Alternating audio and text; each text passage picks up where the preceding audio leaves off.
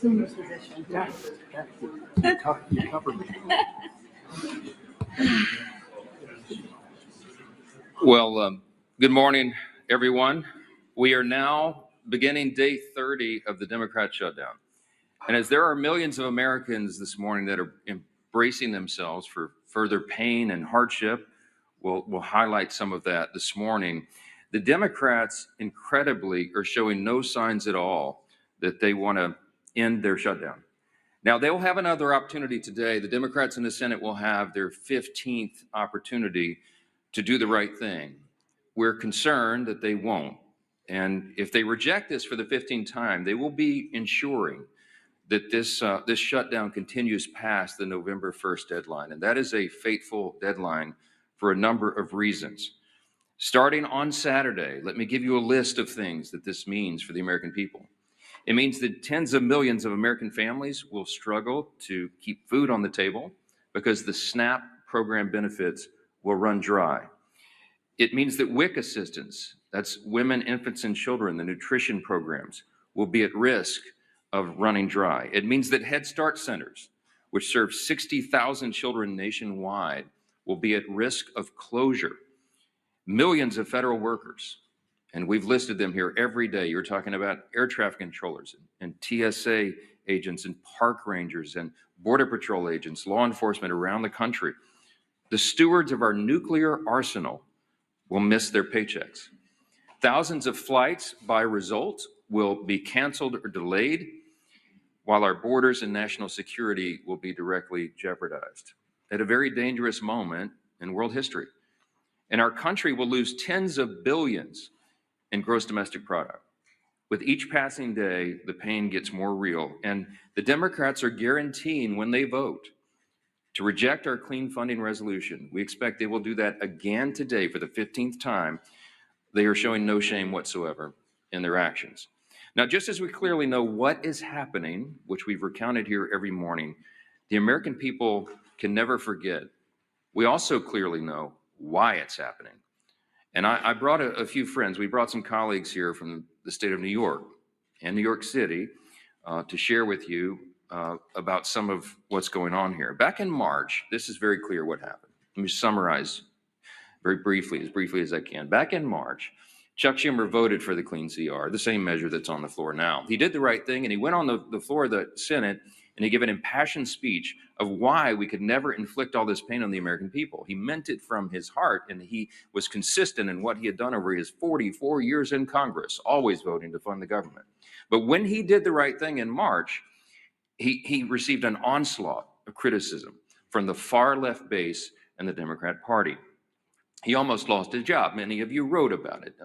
He was in jeopardy of not winning his next reelection. That's how serious it was. So Chuck Schumer got a bunch of consultants and staff in a back room, and they concocted a plan, a political stunt. And they determined right then that the next time there was a funding measure, no matter how meritorious and no matter how much it would cause pain to the American people, that he would vote against it. He would show a fight to President Trump so he could save his political skin. It's exactly what happened. He did this so he could prove to his base that he's showing a fight. And as a result of this charade, he has brought the Democrats to their lowest point in decades. Literally, the Democratic Party has its lowest approval rating. Democrats in Congress have their lowest approval rating ever in the history of polling. The labor unions, working class Americans, independents are fleeing his party. And they are coming to the party of common sense because they see us here trying to solve these problems. They see us here voting over and over and over to fund the government and give them their paychecks. And they see the Democrats dug in against it. And now Chuck Schumer is desperately trying to cling to power. Unfortunately, when you make decisions out of fear and political desperation, you have already lost control. And the new power center in the Democrat Party is one that should frighten every common sense American. The radical socialist wing is rising. It is led by people like AOC and Bernie Sanders. Hakeem Jeffries and Chuck Schumer know this. They're smart politicians in that way. They can feel the political winds, and they know that they have to continue to act belligerently in order to gain the favor of the far left. It's their own political survival that they have put in front of the needs of the entire country. Let me say that again. The Democrat leaders in the Senate and the House have put their own political survival in front of the needs of the American people. Exhibit A is Zohran Mamdani. New York City, America's largest city, the cradle of capitalism that has always been, is facing a real crisis right now. They've got a 34-year-old, unproven, untested socialist who looks to be the next mayor. He may well be elected. Mamdani winning New York City would be the biggest win for the Marxists, the socialists, in the history of this country. We have, to this point, in nearly 250 years, been able to hold off those kinds of ideas. We've been able to cling to the foundational principles of America, the ideas of individual freedom and limited government and the rule of law and peace through strength and fiscal responsibility and free markets and human dignity. All those things are in jeopardy when the Marxists take over. And it's the clearest sign yet that the Democrats' radical Marxist wing is winning the battle for control of their party. Look at where the energy is. This should be alarming to everyone around the country. Mamdani has, of course, called to defund the police, to abolish all prisons, to legalize prostitution. He lambasted the New York PD, New York Police Department, as a racist system. And you might have seen, if you in the media are covering this, but there was a new video uncovered from 2023, just 2 years ago, and he said, quote, "We have to be clear, when the boot of the NYPD is on your neck, it's been laced by the IDF. Look, it's a unique talent to merge one's loathing for American law enforcement with their loathing for the Jewish people. But this guy's, he's managed to do it. New York is just the tip of the iceberg. It's not isolated to America's largest city. It's other cities as well. Look at Seattle, where the leading candidate for mayor is an open socialist. Look at Minneapolis, where the sitting socialist mayor is facing a challenge from his left flank. And look here in Congress, where we have our own wing of Marxist acolytes serving here. Amazingly, the media is criticizing Republicans for fixating on Mamdani. I read some of that yesterday. This socialist uprising is something that we have a responsibility to call out and sound the alarms. That's what elected representatives of the people are supposed to do. And we take that responsibility seriously. And obviously, Mamdani is a big issue here in the halls of Congress. Why? Because the second highest ranked Democrat in the country, Leader Jeffries, endorsed him. They're making Mamdani a mainstream Democrat now. And this party has left the people. Of course, the press wants us to ignore Mamdani. Here it's an embarrassment because most of the press is on the side of the Democrats. They don't want us to talk about that, but we have to. Because by endorsing Mamdani, Hakeem Jeffries has endorsed and co-owned his positions, his past statements, his Marxist playbook, and everything else that that guy espouses. And so too does every single House Democrat who will be inviting their leader, Jeffries, to their campaigns and to their districts next year. Every single one of them at every campaign stop should be asked, what do you think about Mamdani? What do you think about his positions? While House Democrats court Marxists in New York, Senate Democrats have chosen to shut down the government over a totally clean, nonpartisan CR. It's the first time in history, in the history of this country, that any party has done that, has chosen, had the audacity to shut the government down over a totally clean, nonpartisan funding measure. They're bowing to the demands of their far left base, and no one can deny that. The facts are very clear. The American people are intelligent. They understand what's happening here. We pray that the Democrats, at least a handful of centrists, if there are any moderates left in the Democrat Party in the Senate, we pray that they will come to their senses and they will do the right thing by the American people, that they will stop all the pain and that they will reopen the government. As I mentioned on Saturday, things are going to become very dire. There is one way out of this, the easy way, the obvious way, and that is for the Democrats to do their job and vote for the CR. Now, I mentioned we brought some of our good friends and colleagues here from New York to talk about the mess that the Democrats have created in the Empire State. Now, why are we focusing on New York? Because, again, it's a bellwether for the rest of the nation. If you're watching at home, you need to understand the dynamics of what's happening in New York, because you have to ensure that it doesn't happen in your city, in your town, in your state. And these folks are watching this, and they're fighting it. Our Republicans in New York are trying to hold the line. They're trying to defend what is great about this extraordinary and exceptional nation that we have. But they have a lot of headwinds, and they're here to share how this reckless shutdown is impacting everyday New Yorkers. And I'm delighted to bring up to the podium, before we get our leadership reports here, one of my dear friends and colleagues and classmates back from the 115th Congress when we came in as freshmen together, Congresswoman Claudia Tenney, who is from the 22nd District of New York. She does an extraordinary job here for her state and for the country. Claudia, go ahead. Thank you so much, Mr. Speaker and my colleagues. I actually hail from the 24th District, a little bit of, we've had some redistricting in upstate New York a couple of times, but I just want to say good morning and thank you again to my colleagues for being here. This is really important.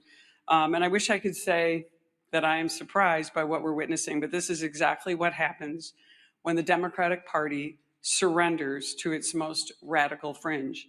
Chuck Schumer and Hakeem Jeffries lack the political courage to stand up to the Marxist, anti-Semitic, anti-law enforcement base led by Mamdani now, AOC, and Bernie Sanders.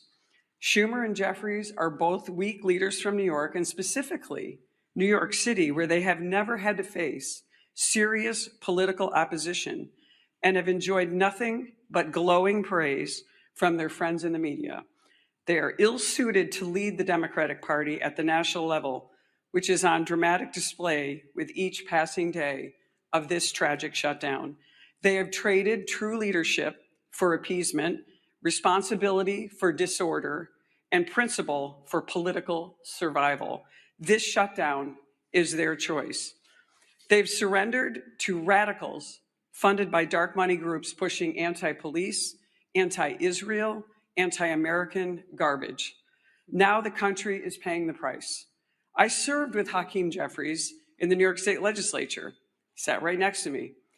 I've seen this playbook before, as have my colleagues in New York who also served in the legislature.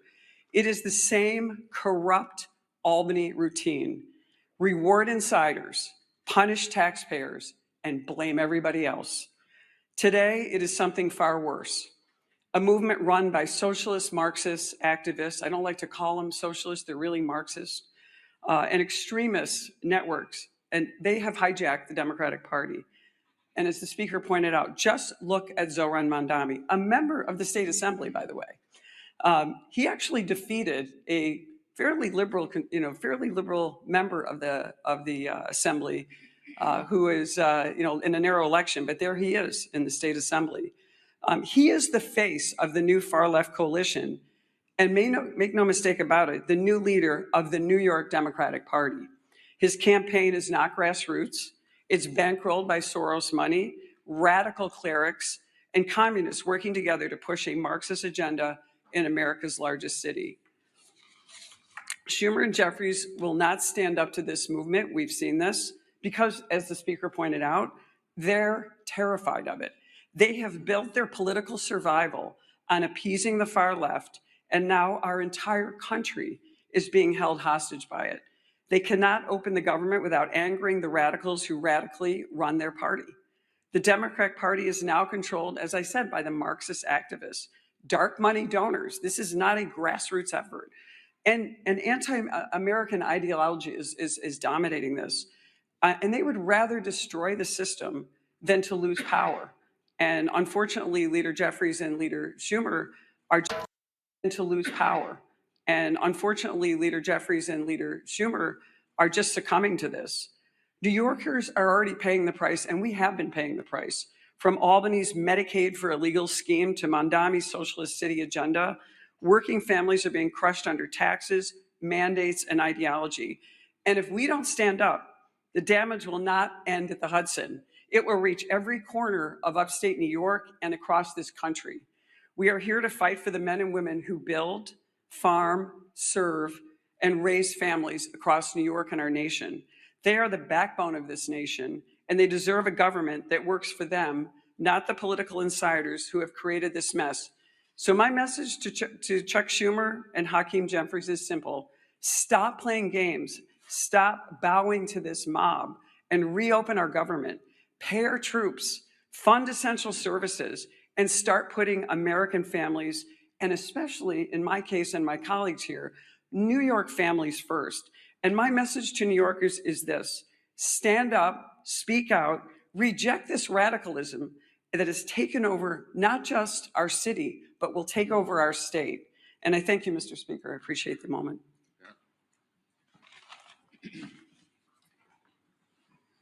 Well, thank you, Claudia, and my other colleagues from New York for coming. And it's so sad to see what's happened to that great state of New York. But if you go back to November, when President Trump won an overwhelming victory to come back as president, defeating Kamala Harris, winning every one of the 7 swing states. In those months after, what you saw was this internal conflict within the Democrat Party. Who is the head of the Democrat Party? You heard it over and over. Some people are trying to raise their hand, a very, very weak bench of failed leaders, primarily governors from failed states, wanting to jump ahead of everybody else and claim the title. And yet, as the Democrat Party stayed that rudderless ship for months and months, because of this perfect storm, that the 2 top Democrat leaders in the House and Senate both hail from the state of New York. With the emergence now of Zohran Mamdani, you have seen Zohran Mamdani quickly become the new head of the Democrat Party nationally, because Chuck Schumer, who is the head Democrat in the Senate, and Hakeem Jeffries, who's the head Democrat in the House, both hailing from New York, are scared to death of that far left extremist, radical, socialist, Marxist movement in their own party, starting in New York. And because Mamdani has taken off there, it is affecting real people everywhere in America. Devastating consequences. We've talked about it over and over. You know, the last few weeks, we talked about the pain, the suffering that Democrats were causing to especially federal workers, our troops, air traffic controllers, every other federal worker who wasn't getting paid. Some, President Trump found ways to get paid. Others, there weren't ways to do the same thing, but the president worked overtime. Look at what the president did working overtime, at least doing his job. In China this morning, a historic trade deal with China announced, where they resolved some issues on tariffs. Our soybean farmers are going to be able to sell more of their products into China. Critical minerals that we'll be able to get. All of those things President Trump continues to do while Democrats want to try to spew chaos around the country. But the harm to families, as we've been talking about, while real, is unfortunately going to get worse. And we've been telegraphing this for weeks, pleading with our Democrat colleagues in the Senate.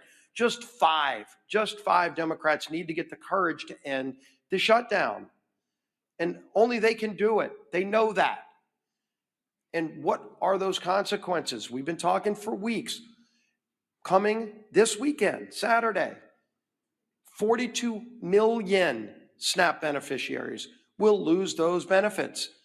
Those cards are going to go to zero. When they go to the grocery store to try to put food on the table, there will be no money in those accounts.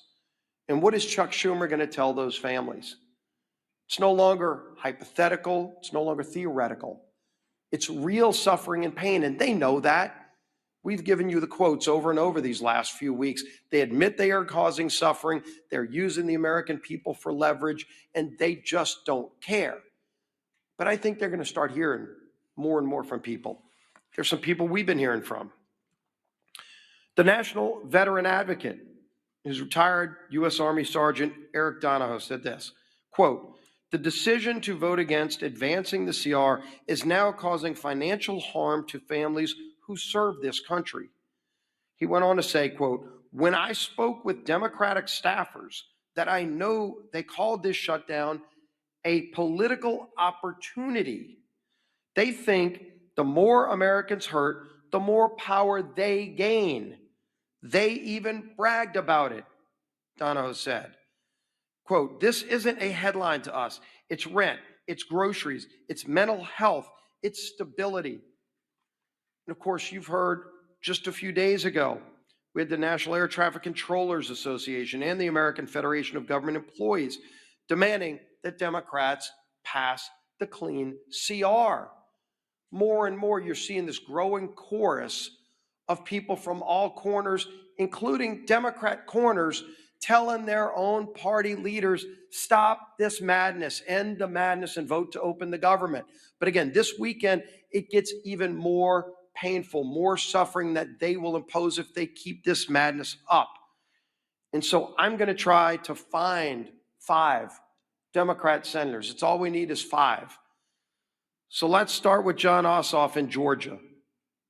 Starting this weekend, over 1.3 million enrollees in SNAP in his home state of Georgia lose their benefits. 1.3 million, Senator. What are you going to tell those families if you vote no today? If you vote to take their food away this weekend? That's what your vote means today. 109,000 federal workers in his state of Georgia. Of course, the largest airport in America is in his home state of Georgia, and they're already experiencing flight delays in Atlanta. 231,000 women, infant, and children will lose their benefits in Senator Ossoff's home state of Georgia if he votes no today. Think about them when you're casting that vote. Senator Warner in Virginia, 825,000 SNAP enrollees in his home state of Virginia, 189,000 federal workers. Don't come up here and give some speech lamenting about the hardships those people are facing when you're the one voting to impose those hardships. You can stop that today by voting yes. 107,000 women, infant, and children will lose their benefits in Virginia if Senator Warner votes no. Tina Smith in Minnesota, 452,000 enrollees in the SNAP program, 33,000 federal workers, and 101,000 women, infant, and children in Minnesota will lose their benefits if Tina Smith votes no today. Gary Peters in Michigan, over 1.4 million enrollees in SNAP. No food stamp benefits this weekend to 1.4 million Michiganders. 56,000 federal workers, 189,000 women, infant, and children will go without food this weekend in Michigan if Senator Peters votes no. Senator Sheehan in New Hampshire, 76,000 enrollees in SNAP, 9,000 federal workers, and 12,000 women, infant, and children will go hungry in New Hampshire if Senator Sheehan votes no. I could go on with more and more of these. All we need is 5. That's 5 right there. If they get the courage, they don't have to impose that pain on families. But the only way this suffering is prevented is if they come to their senses and vote yes. We all know the math. We all know what's needed. But it's not just math. It's millions and millions of families across this country that will truly suffer and go without food if they vote no today. It's a straightforward vote. We've all voted yes and passed it through the House over a month ago. End the madness and pass this bill. Our whip, Tom Emmer.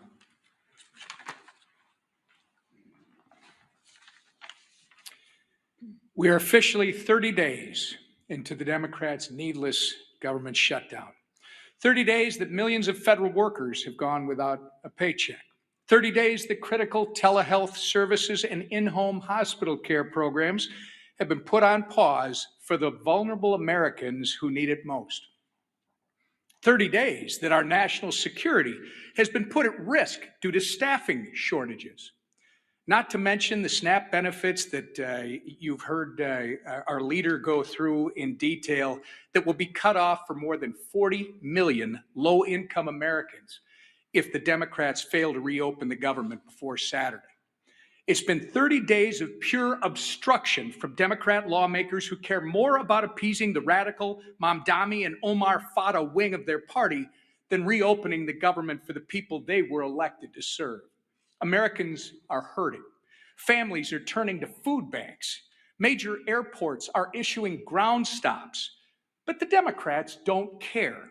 In fact, they've orchestrated this chaos by refusing to support our nonpartisan government funding bill 14 times now. And for what? So that they can kowtow to the people like Kami. And I will just say to my great friend and colleague, Claudia Tenney, socialists are now the moderates in my grandfather's Democrat Party. These are communists and Marxists. They are kowtowing to the people like Kami Mamdani ahead of the election. People are struggling in the meantime to put food on the table, and the Democrats are too busy playing politics to do anything about it. It's disgusting, and it needs to end. I say it every day when we do this. Remember, all we need is 5 Senate Democrats to come to their senses, break ranks with Chuck Schumer, support our clean CR, and reopen the government. It's past time for Democrats in Congress to get serious and do their jobs for the people they were elected to serve, not for the communist mayoral candidate in New York City, our conference chair. Thank you. Kami Mandami, that might stick. That might stick. Well, good. Yeah, the truth hurts, right? Works. All right. Well, this Saturday, SNAP benefits run out for 42 million Americans. 42 million Americans, the SNAP benefits will run out. Let me say it one more time and let it sink in. 42 million families, including thousands in my home state of Michigan, could lose the ability to put food on the table for their families. Why? Because Democrats choose to use their pain and their hunger as leverage. Leverage for more wasteful spending, leverage to satisfy their radical base. And what are Republicans doing? Republicans did their job and are going to continue to do our job. We voted for a clean, responsible bill to keep the government open and fully fund SNAP. So let me be very clear. Republicans voted to continue funding for SNAP and continue to have families have the ability to feed their families. Democrats voted to take food off the table and voted to discontinue SNAP benefits. It is that simple. Democrats voted to shut it down, and they voted to deny food assistance to 42 million Americans. And they voted that way more than a dozen times. Just so y'all didn't get confused, they wanted to make sure that they rubbed it in your face more than a dozen times that they wanted to stop the SNAP benefits. Not just once, not just twice. They wanted to make doggone sure you knew they voted more than a dozen times to kill the SNAP benefits, to take food off your table. Just so you're clear. And let's remember, they did it, and let's make sure that we don't forget, and let's make sure we remind them who voted to keep food on the table and who voted to take food off the table. Because at some point in time, they're going to reverse what they're talking about and do what they normally do, and that's try and blame us. But let's hold them accountable for once to the votes that they've taken. I can assure you I will. I met one of these recipients last weekend while I was volunteering at a food bank in St. Clair County. His name was Jim. Jim's wife is a teacher, and he's a retired auto worker. They rely on SNAP to help cover the cost of groceries. Jim waited in line for more than 3 hours because he knows he won't be getting his benefits. That's what he told me. But you know what he told me? I thought this was very insightful. He told me, thank you. He told me, thank you for all you're doing to keep the government open. He also told me to please talk to our senators and ask them, since they voted and they campaigned on being moderates and reaching across the aisle, to fulfill their campaign promises and stop using families like Jim as leverage and care about the people that they were elected to represent. I also spoke with a woman who recently lost her husband.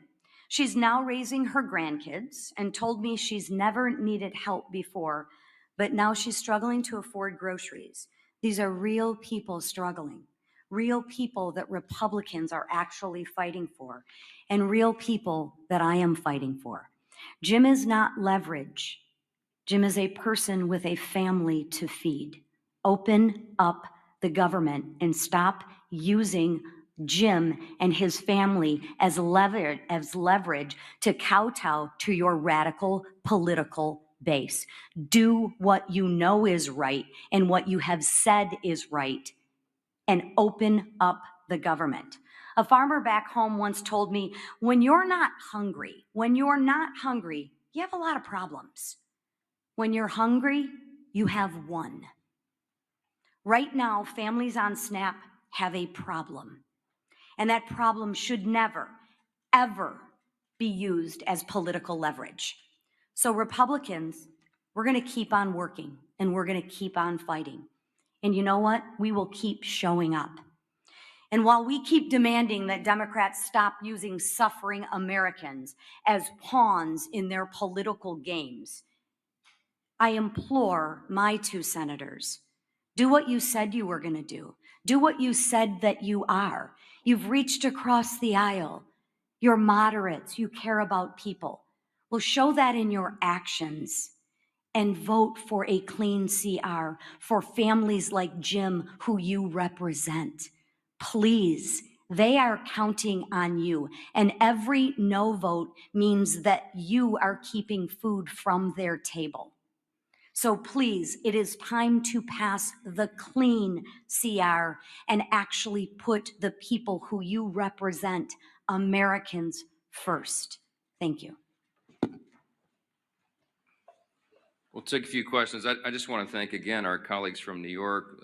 Job to hold the line in that state, but they do it very, very well, and we're grateful they're there, and that there are so many common sense New Yorkers who still believe in freedom and in the greatness of America, and they keep sending us patriots like this to do the job. So we'll take a few questions. Yes, sir, Secretary. Thanks, Mr. Speaker. During the last shutdown in 2019, it was the first Trump administration, and they made sure that in the second month of the shutdown, SNAP benefits would go out. They had them sent early. Why do you think they shouldn't do that this time? Well, the president, this administration has done exactly what he did in the first term, and that is bend over backwards to make sure that we mitigate the harm. We explained here yesterday that any administration in a shutdown scenario has figuratively a control panel of pain dials. In the Obama administration, 2013, when they shut it down, they turned all the dials to 10. They wanted it to hurt. And so remember, famously, they put the yellow crime tape around the World War II memorial and prevented aging veterans from going and visiting these landmarks. They made it hurt. President Trump has done exactly the opposite. I mean, he's done everything he can. He's ordered all of his cabinet secretaries to mitigate the harm. So, for example, as you know, with WIC funding, they found a way to fund that with tariff revenue. We found a way to pay the troops once already in October, hopefully at the end of this month by moving money around. But it's very difficult to do. Those are not inexhaustible funds. When it comes to SNAP, some of the Democrats have argued that you can use this contingency fund, but the truth is there's no legal mechanism to do it.